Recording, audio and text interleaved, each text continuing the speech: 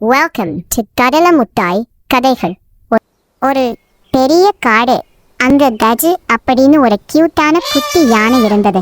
மற்ற யானைங்க எல்லாம் மெதுவா நடந்து போகும்போது நம்ம கஜு மட்டும் எப்படி போகும் தெரியுமா? ஸ்வயிங்னு காத்துல பஞ்சு மாதிரி பறந்து போகுமாம். அதுக்கு ஒரு மேஜிக் சக்தி இருந்தது.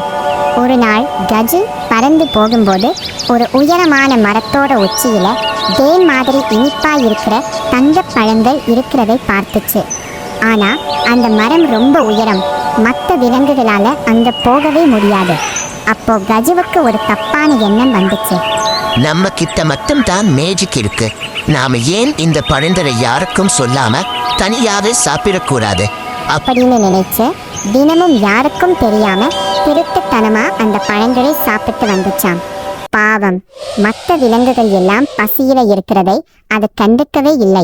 ஒரு நாள் கஜு பறக்க முயற்சி பண்ணுச்சு. ஆனா அதால முடியல. பொத்துன்னு கீழ் விழுந்துடுச்சு.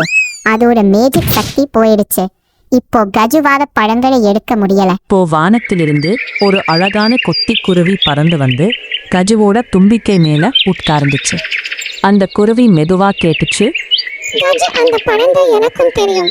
ஆனா என் குட்டிங்களுக்கு கொடுக்கறதுக்கு முன்னாடி கீழே பசியோட இருக்கிற மற்ற விலங்குகளுக்கு ஏதாவது கிடைக்குமான்னு நான் யோசிப்பேன். நீ அன்னைக்கு ஒரு பழத்தை கீழே போட்டிருந்தா கூட இப்போ எல்லாரும் உனக்கு ஓடி வந்து உதவி பண்ணுவாங்களே அப்படின்னு சொல்லுச்சு.